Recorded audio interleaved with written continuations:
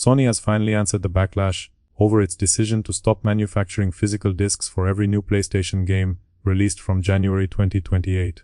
Naturally, the response contained empathy, careful consideration, cautious language, and absolutely no intention of changing the policy that caused the outrage.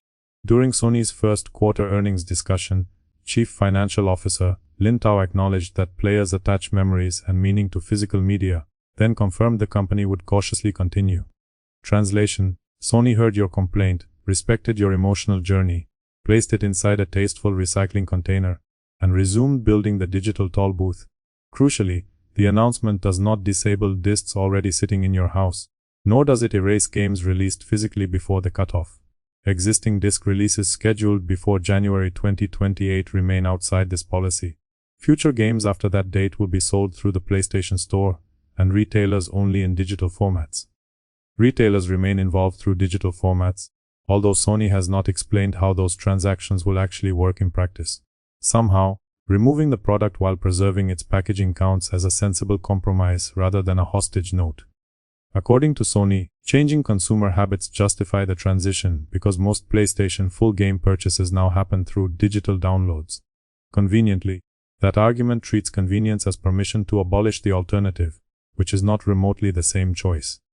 Plenty of people order takeaway food, yet nobody interprets that behavior as a democratic request to demolish every kitchen and rent the ovens back monthly.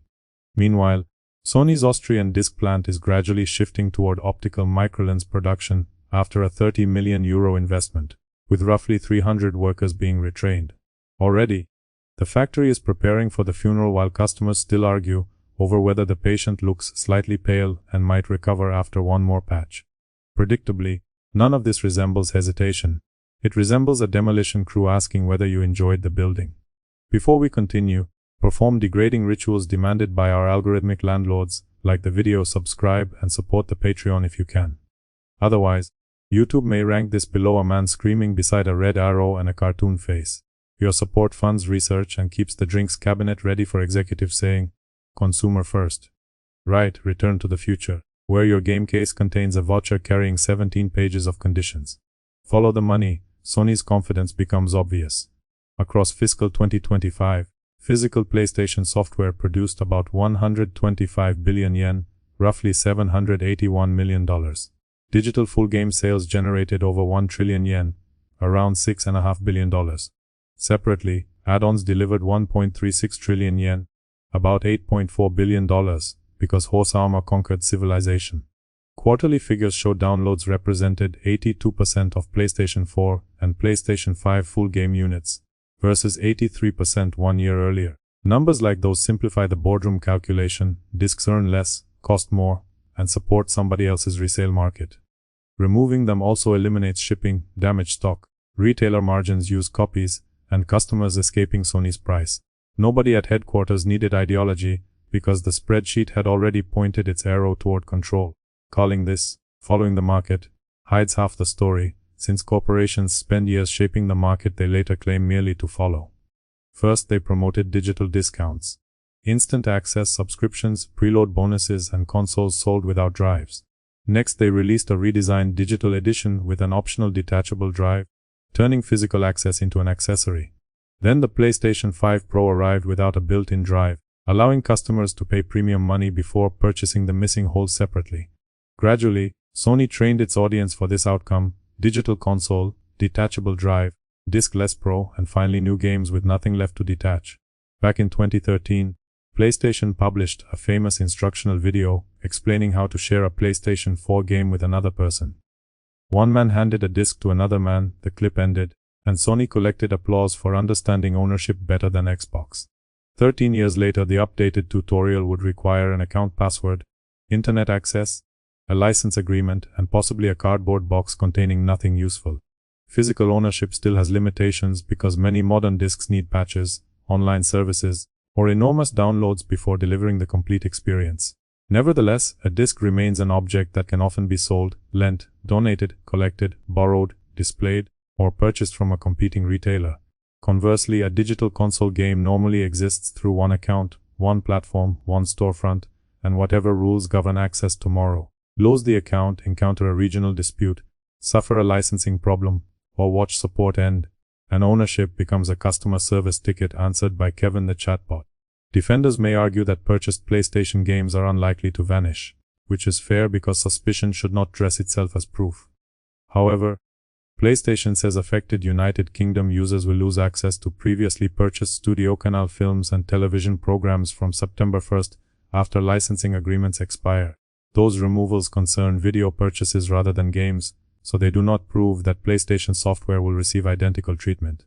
Even so, the example explains why customers distrust the word purchase when access can disappear because two companies stopped enjoying lunch together. Imagine buying a chair, using it for years, then receiving an email explaining that your seating license has concluded. Evidently, the proper response is gratitude, because the corporation allowed your backside to remain engaged with the ecosystem for most of the contractual period. Coincidentally, Sony announced the disc decision on the same day it confirmed that PlayStation Store purchases on PlayStation 3 and PlayStation Vita will end across most regions in July 2027.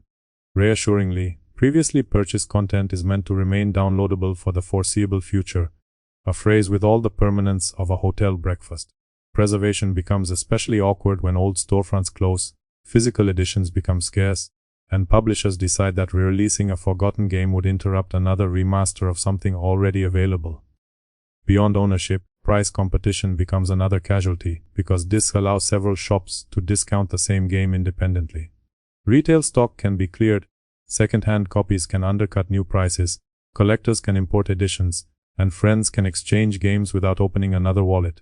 Storefront control changes that relationship because Sony decides the listed price, sales schedule, regional availability, refund process, and approved payment route. Competition remains between games, obviously, but customers risk losing price competition unless retailers can discount digital codes independently.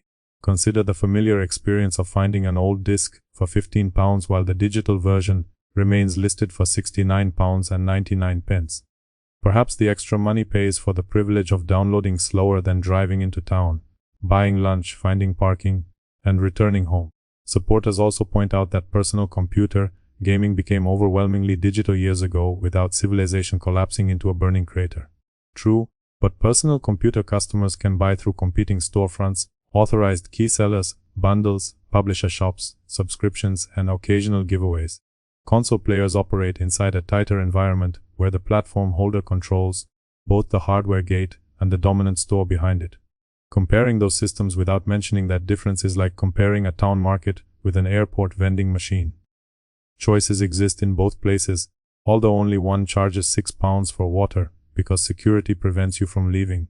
Storage becomes another hidden charge because an all-digital library must either remain installed or be downloaded repeatedly. Rural players, customers with data caps, and anyone unwilling to buy another expensive solid-state drive will experience Sony's convenient future as a very long progress bar. Campaigners have answered with a planned PlayStation blackout running from August 23rd through August 30th. Organizers want users to avoid PlayStation Network logins, online play, and purchases through the store during that week. Roughly 350,000 people had reportedly signed the main petition by August 1st, proving the anger extends beyond 6 collectors arguing beside a glass cabinet. Skeptics correctly note that refusing to play games already purchased does not directly remove much revenue from Sony. Purchases matter more than logins, especially when the protest lasts 7 days and the next glossy trailer arrives with emotional piano music. Potentially, a coordinated blackout could create headlines, disturb engagement figures, and remind executives that loyalty is not an automatic utility payment. Creators behind Claire Obscur, Expedition 33, called the decision sad and explained why holding a physical version of their work remained meaningful. Insomniac separately confirmed that Marvel's Wolverine physical edition contains an actual disc, which should be an unnecessary sentence in any functioning civilization. Collectors are right that removing physical releases weakens ownership, resale preservation, retailer competition, and long-term access.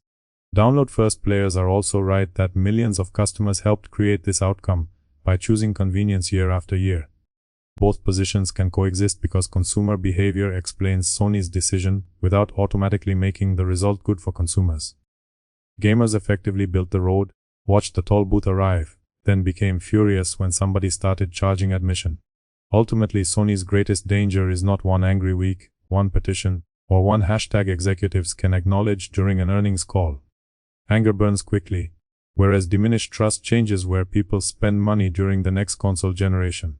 Loyalty erodes through small choices. One collector moves toward Nintendo, one bargain hunter chooses personal computer gaming, and one family stops treating PlayStation as the default. Efficiency, however, answers what benefits the corporation rather than what protects the customer. Control explains why the policy is attractive, but it does not transform a more restricted market into meaningful progress. Trust cannot be downloaded later as free downloadable content after a platform has trained buyers to expect disappearing options. Ownership should not depend entirely on account health, licensing deals, server support, regional policy, and a corporation's continuing interest. Underneath all the friendly language sits a simple exchange. Sony gains authority while players lose alternatives. Eventually, most customers may accept everything, buy digitally, and forget physical releases ever existed. Alternatively, enough people may decide that a locked storefront offers one fewer reason to choose PlayStation first. Tomorrow's damage will not arrive as a dramatic collapse. It will appear as slow migration, weaker loyalty, and declining cultural relevance. Therefore, January 2028 is not the day Sony steals the discs already sitting on your shelf. Rather, it marks the point when future PlayStation games stop reaching customers through a medium Sony cannot fully control after the sale. So, is this genuinely the unavoidable future of gaming, or merely another corporation teaching us that ownership was an inconvenient feature? Mercifully, that question remains yours to answer, assuming the updated terms of service still permit independent thought. Diagnosis complete, consumer choice remains deceased. Depart before Sony monetizes the exit.